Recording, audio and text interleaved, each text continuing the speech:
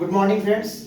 आज हम लोग जो है प्रीपोजिशन के बारे में जानेंगे कि प्रीपोजिशन क्या है। तो प्रीपोजिशन प्राइमरी तौर पे जाने तो प्रीपोजिशन का कुछ एग्जांपल है, जैसे on, in, under, above, between, among, near, behind, in front of, into.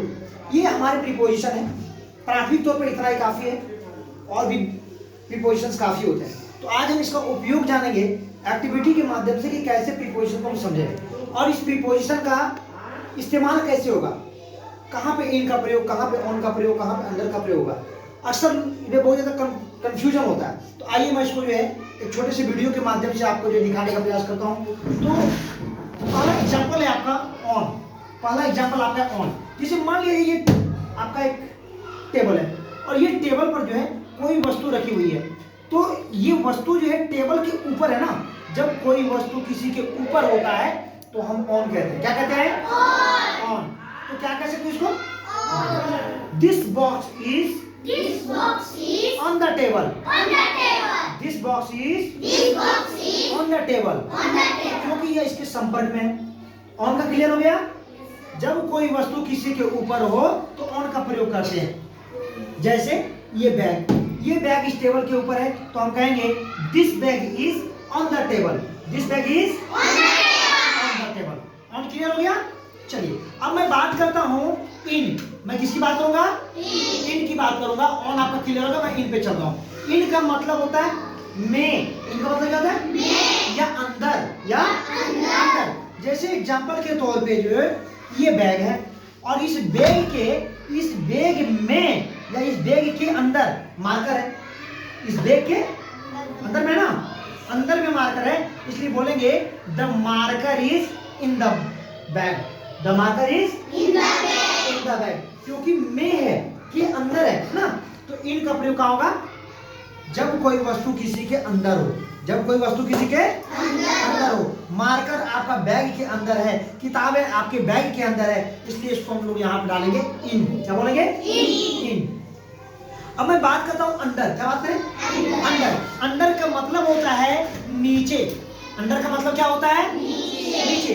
जैसे हमने कहा ये मार्कर जो है ना हमारा नीचे है। मार्कर कहाँ पे है? नीचे है। तो बोलेंगे द मार्कर इज। मार्कर दिखाई दे रहा है ना? नीचे है कि ऊपर है? नीचे है। तो the marker is under the table. अंदर माने नीचे। अंदर माने नीचे ना। ऑन जब ऊपर हो, इन जब किसी के अंदर हो, अंडर जब कोई वस्तु किसी के नीचे हो। क्लियर है?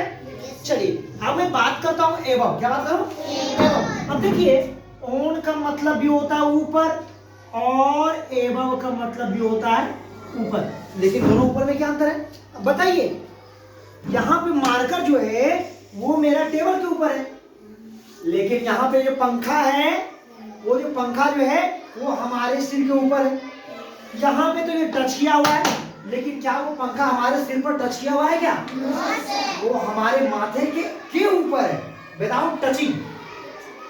तो जब कोई चीज बिना टच का हो तो हम क्या लगाते हैं? ओवर। क्या लगाते हैं? ओवर है ना।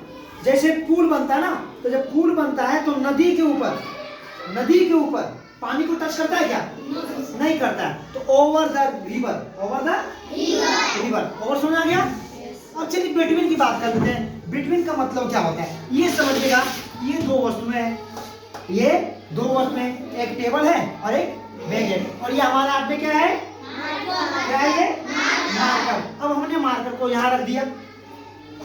बोलिए बीच में है कि नहीं? तो क्या बोलेंगे? The marker is between the table and the bag।